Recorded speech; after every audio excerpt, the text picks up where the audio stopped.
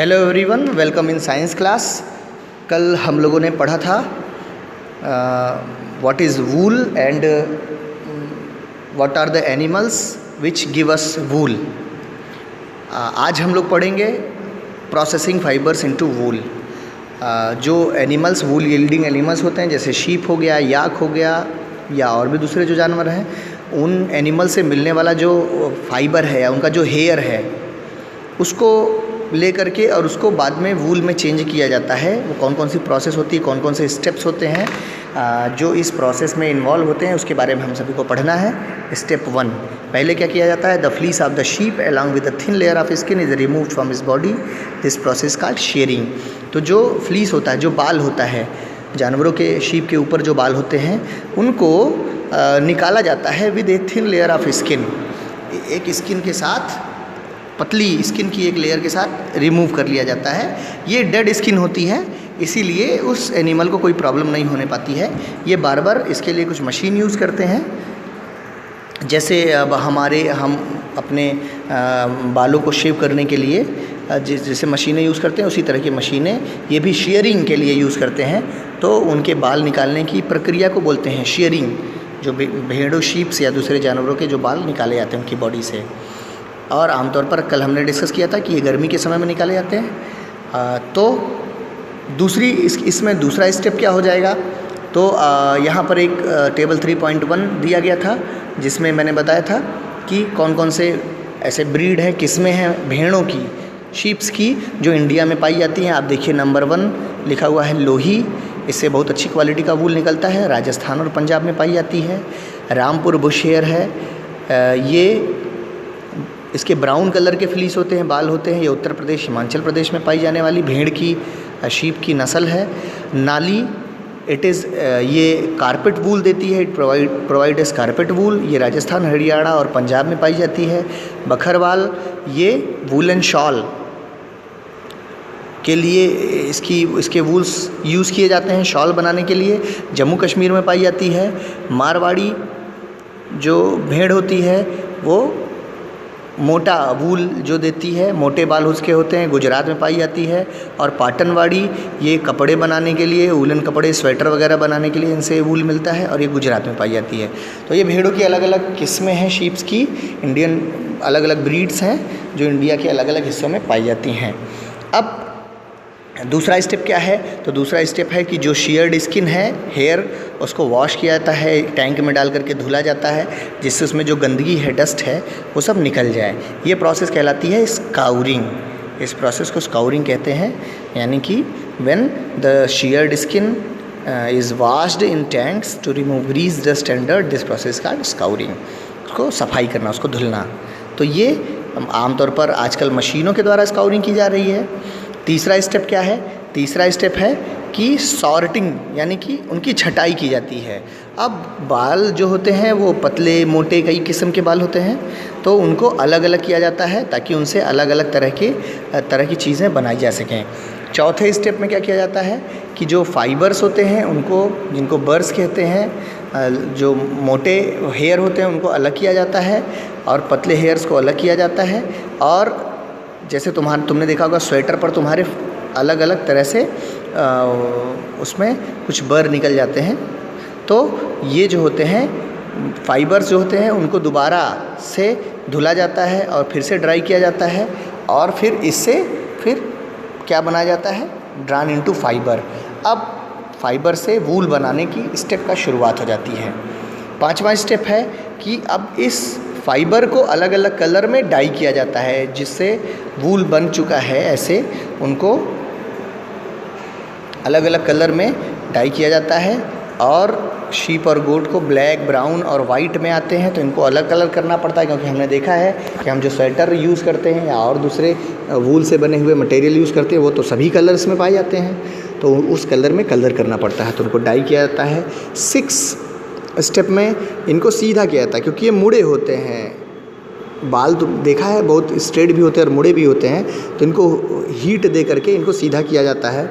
और अब इनको रोल किया जाता है यान में, यानी कि अब इनको धागों में रोल किया जाता है, और धागे बना करके फिर इनसे ऊन का जो धागा होता है वैसा बनता है, और उसके बाद इनको बड़े बड़े रोल्स में रोल कर लिया जाता है, और अब इसको मार्केट में भेज देते हैं या फैक्ट्रियों में भेज देते हैं, जिससे इनसे वूलन क्लॉथ या स्वेटर्स बुने जा सकें। तो ये प्रोसेस की जाती है। अब इसके बाद आप ये फिगर देख लीजिए, यहाँ पर ढेर सारे फिगर बने हुए हैं। पहले में देखिए शेयरिंग कर रहा है, भेड़ के बाल निकाल रहा है एक व्यक्ति। दूसरे में टैंक में उन बालों को धुला जा रहा है, स्काउरिंग की जा रही है। तीसरे में ये स्काउरिंग का काम मशीन द्वारा धुलाई की जा रही है। और चौथे में फिर इनको धागों के रूप में ये लपेटा जा रहा है, रोल किया जा रहा है। तो ये नीचे देखिए प्रोसेस दी गई है। इसके लिए कौन कौन सी प्रोसेस यूज़ होती है। The process of fibre into wool can be represented as follows. पहले शेयरिंग होती है, स्काउरिंग होती है, सॉर्टिंग होती है, क्लीनिंग ऑफ बर्स होती है, फिर डाइंग होती है और फिर रोलिंग होती है। तो देखिए इतने स्टेप हैं। ये आपके एक्सरसाइज के क्वेश्चन में भी दिया गया है, यहाँ से आपको उसका आंसर मिल जाएगा। Occupational hazard. ऑक्यूपेशनल हैज़ार्ड का मतलब होता है कि अगर हम कोई काम कर रहे हैं, कोई जॉब कर रहे हैं, तो उस जॉब से अगर हमको कोई नुकसान होता है तो इस तरह के नुकसान को बोलते हैं ऑक्यूपेशनल हैज़ार्ड। ठीक है ना। जैसे वूल इंडस्ट्री जो होती है उसमें बहुत सारे लोग काम करते हैं, लेकिन जो सॉर्टर होता है, जो छांटने का काम करता है ऊन को, जो हेयर्स को अलग अलग हिस्सों में, वो बड़ा रिस्की होता है क्योंकि उसमें बहुत सारे बैक्टीरिया होते हैं। जैसे एक एंथ्रैक्स नाम का बैक्टीरिया होता है जो कि ब्लड की एक डिजीज़ को पैदा करता है। उस ब्लड की डिजीज़ को बोलते हैं सॉर्टर डिजीज़, क्योंकि सॉर्टर्स में होता है इसलिए उस डिजीज़ का नाम सॉर्टर डिजीज़ रखा जाता है, और इससे जान जाने का भी खतरा रहता है। तो अगर आप जो काम करते हैं उसमें अगर कोई जान जाने का खतरा है तो इस तरह के खतरे को बोलते हैं ऑक्यूपेशनल हैज़ार्ड, यानी कि अपनी जान को हथेली पर रख करके ऐसे लोग काम करते हैं। तो अभी बूझो पूछ रहा है कि अगर हम अपने जो है बाल को काटते हैं तो हमें कोई दर्द नहीं होता, लेकिन अगर हम उसको उखाड़ते हैं तो हमें दर्द होता है। ठीक है ना। तो ऐसा क्यों होता है। और दूसरा क्वेश्चन कह रहा है कि ऐसा क्यों होता है कि जो कॉटन के कपड़े होते हैं वो हमें गर्म नहीं रखते हैं जबकि वूलन कपड़े रखते हैं। उसके दो क्वेश्चन हैं, इन दोनों क्वेश्चन का क्या आंसर हो सकता है। तो पहले क्वेश्चन का आंसर ये है क्योंकि जो हमारा हेयर होता है ना वो डेड होता है, इसलिए उसको काटने पर हमें कोई दर्द नहीं होता क्योंकि उसमें कोई नर्व्स नहीं पाई जाती हैं। लेकिन जो हेयर का एंड होता है, जो हमारी स्किन के अंदर पाया जाता है, वहाँ पर नर्व्स पाई जाती हैं। तो जब हम उनको उखाड़ते हैं तो वो नर्व्स जो है वो डैमेज हो जाती हैं, जिसके नाते हमें दर्द होता है। वो नर्व्स के डैमेज होने के नाते दर्द होता है, न कि बाल के उखड़ने के नाते। दूसरा क्वेश्चन ये था कि क्यों कॉटन के कपड़े जो है वो हमें गर्म नहीं रखते, वूलन कपड़े क्यों रखते हैं। तो वूलन कपड़ों के बीच में काफ़ी मात्रा में हवा पाई जाती है, एयर पाई जाती है, जो गैप होता है उसमें। और ये एयर जो होती है वो पुअर कंडक्टर ऑफ हीट होती है, तो वो हीट को एक तरफ से दूसरी तरफ नहीं जाने देती, तो बॉडी हीट को बाहर नहीं आने देती, इसीलिए वूलन कपड़े ज़्यादा गर्म रखते हैं। लेकिन कॉटन कपड़ों में इतना ज़्यादा एयर गैप नहीं पाया जाता, इतनी ज़्यादा एयर नहीं पाई जाती, इसीलिए कॉटन के कपड़े हमें उतना गर्म नहीं रखते बल्कि वो ठंडे रखते हैं, इसलिए वो गर्मियों में पहने जाते हैं। अब अगला जो है वो हम लोग को टॉपिक पढ़ना है सिल्क के बारे में। सिल्क यानी कि रेशम। ये रेशम क्या होता है। तो रेशम जो होता है, हमने रेशम के बहुत सारे कपड़ों के बारे में सुना है।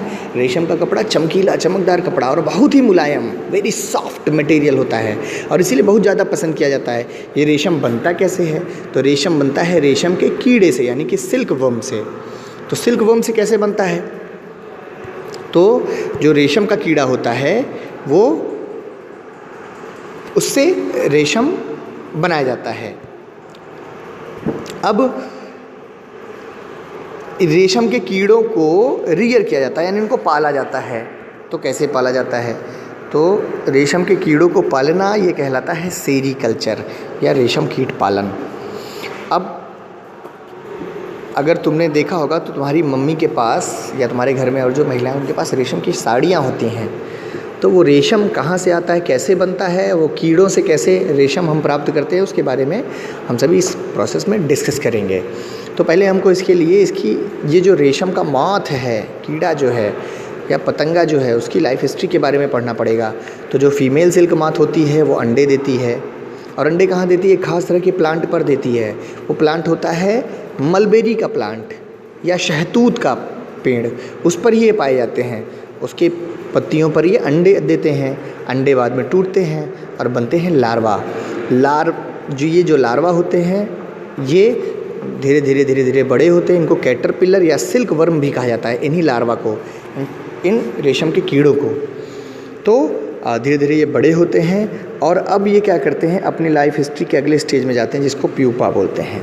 प्यूपा स्टेज में क्या करते हैं, ये लार्वा अपने चारों ओर एक नेट या जाल बुनते हैं अपने चारों ओर, और वो अपने ऐसा करने के लिए अपने हेड को, अपने सर को चारों ओर घुमाते हैं और 8 के फॉर्म में ये फॉर्म करते हैं, जिससे इनके चारों ओर एक कवर बनता है, एक जाल बनता है।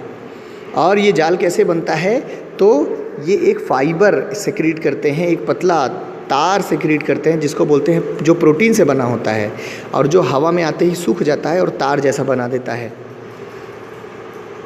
तो और क्या होता है, जब ये अपने चारों ओर वो कवर बना लेते हैं, अगर हम लोग यहाँ फिगर में देखें ध्यान से तो हमको पता चलेगा कि देखिए ये कोकून ये है, अपने चारों ओर इन्होंने कोकून बनाया हुआ है।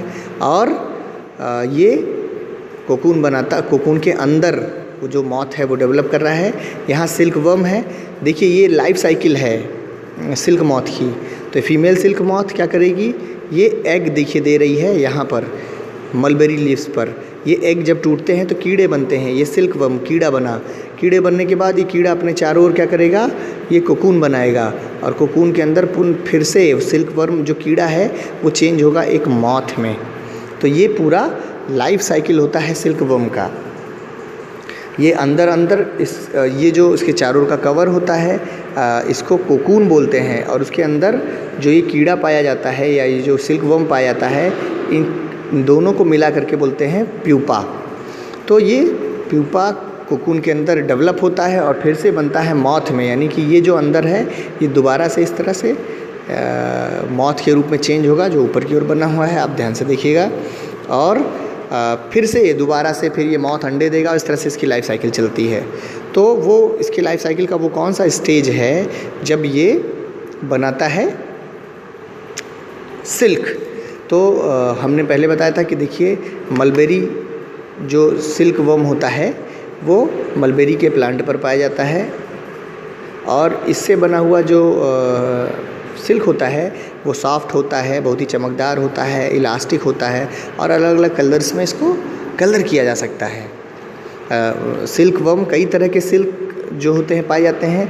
ऊपर की ओर देखिए कैटेगरी दी गई है, तसार सिल्क, मूंगा सिल्क, कोसा सिल्क, ऐसे बहुत सारे। लेकिन सबसे अच्छा क्या होता है, मलबेरी जो सिल्क होता है वो। अब आगे देखिए तो आपको हम लोग देखेंगे कि आमतौर पर सिल्क इंडस्ट्री में जो ज़्यादातर काम करती हैं वो वुमेंस करती हैं, महिलाएं करती हैं। तो इसके लिए वो क्या करते हैं,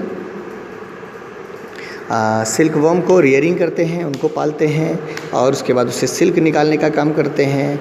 उस सिल्क को क्या करते हैं, फिर फाइबर्स में चेंज करते हैं, थ्रेड में चेंज करते हैं, और बाद में उसी से फैब्रिक में चेंज करते हैं। तो ये प्रोसेस कैसे की जाती है, कोकून से सिल्क कैसे बनाया जाता है।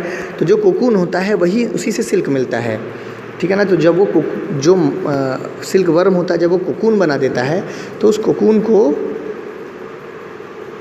ले करके और क्या करते हैं, अब देखिए यहाँ पूरी प्रोसेस शुरू से देखिए।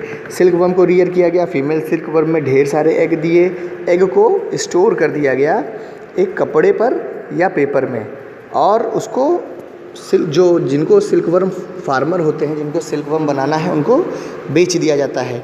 ये उस एग को ले जाते हैं और उसको सूटेबल कंडीशन में, टेम्परेचर और ह्यूमिडिटी में अपने पास रखते हैं। फिर क्या होता है, उसके बाद होता ये है कि उस एग के आसपास एक जिस स्थान पर उन्होंने स्टोर किया हुआ है वहाँ पर ढेर सारी वो मलबेरी प्लांट की लीव्स डाल देते हैं, और ये जो लीव्स होती हैं उनको ये कीड़े खाते हैं, और खा करके बाद में ऐसे कोकून बना देते हैं। बाद में इन कोकून को क्या किया जाता है, इनको हॉट वाटर में डाला जाता है। तो हॉट वाटर में डालते ही ये कोकून जो होते हैं वो एक फाइबर के रूप में ओपन हो जाते हैं, धागे जैसा निकलने लगते हैं। इन फाइबर्स को ले करके और एक जगह पर रील कर लिया जाता है, इनका रील बना लिया जाता है और बाद में इस रील्स को भेज दिया जाता है, जिससे इससे थ्रेड बना करके और रेशम के या सिल्क के कपड़े बनाए जा सकें। डिस्कवरी ऑफ सिल्क की खोज कैसे हुई थी? तो कहते हैं कि सबसे पहले कहाँ हुई थी, एग्जैक्ट टाइम तो नहीं पता है, लेकिन ये पता है कि ये चीन में हुई थी। वहाँ पर एक रानी थी सीलुंगची और राजा था हुआंगटी। तो उन्होंने उनके यहाँ पर रेशम मलबेरी के शहतूत के बागीचे लगे हुए थे। तो उन्होंने देखा कि उनके मलबेरी प्लांट की लीव को कोई कीड़े खा ले रहे हैं। तो जब इम्प्रेस यानी कि रानी जब वो पता करने गई कि कौन से कीड़े इनको खा रहे हैं, तो उसने देखा कि वो कीड़े तो अपने चारों ओर कोकून बनाते हैं। तो एक्सीडेंटली क्या हुआ, अचानक उनमें से एक जो कोकून था वो उसकी चाय की कप में गिर गया। चाय लेकर के गई हुई थी तो कप में गिर गया। तो जब उसने निकालने की कोशिश की उसको, तो देखा धागा जैसा हो गया, वो ओपन हो गया, खुल गया। और तब उस धागे को उसने क्या किया, उसने अपने लोगों को बुलाया और ये कहा कि देखो क्या इस धागे से भी कपड़े बनाए जा सकते हैं क्या? तो जो कपड़े को बनाने वाले लोग थे उन्होंने देखा, जब उससे कपड़े बनाए तो उससे बहुत अच्छे कपड़े बने। तो इस तरह से पता चला कि उस सिल्क वर्म ने जो कोकून बनाया था उससे जो फाइबर निकला उससे भी अच्छे कपड़े बनाए जा सकते हैं। और लेकिन चाइना ने इसको बहुत लंबे समय तक सीक्रेट रखा, किसी को बताया नहीं। और उसने सिल्क से बने कपड़े को विदेशों में बहुत इंपोर्ट करके ढेर सारा पैसा कमाया। जिस रास्ते से बल्कि वो इंपोर्ट करते थे उसको सिल्क रूट कहा जाता है। आप उसको हिस्ट्री में पढ़ेंगे सिल्क रूट के बारे में, और उसने बहुत सारे पैसे कमाए हैं। देखिए यहाँ सिल्क रूट के बारे में लिखा गया है। तो एक सूटेबल टेम्परेचर चाहिए जिसमें अंडे से वो लार्वा चेंज हो, ठीक है ना। और जब लार्वा में चेंज हो जाते हैं तो फ्रेश लीव्स उसके आसपास रखी जाती हैं। लार्वा या कैटरपिलर या सिल्क वर्म उसको खाते हैं और उनकी साइज़ बड़ी हो जाती है और बाद में वो क्या करते हैं, बड़े होकर के बनाते हैं, फिर वो खाना बंद कर देते हैं और बनाते हैं कोकून। और कोकून से बाद में हमको सिल्क मिलता है और सिल्क को प्रोसेस किया जाता है। तो पूरी तरह से सिल्क कैसे बनाया जाता है ये हम लोगों ने पढ़ लिया। इस चैप्टर में हम लोग को वूल और सिल्क के बारे में पढ़ना था। दोनों चीज़ों को हम लोगों ने ध्यान से पढ़ा होगा। आगे अब इसके एक्सरसाइज के बारे में करेंगे। तो ज़रा आप इसके कुछ कीवर्ड्स यानी कि कुछ डेफिनेशंस को ढूंढिएगा और लिखिएगा। आपके लिए कुछ क्वेश्चन मैं छोड़ दे रहा हूँ। What is sericulture, what is rearing and what is shearing, इसके बारे में आप लिखिएगा। बाकी जो डिटेल है वो मैं आपको आगे बताऊंगा। Thank you students.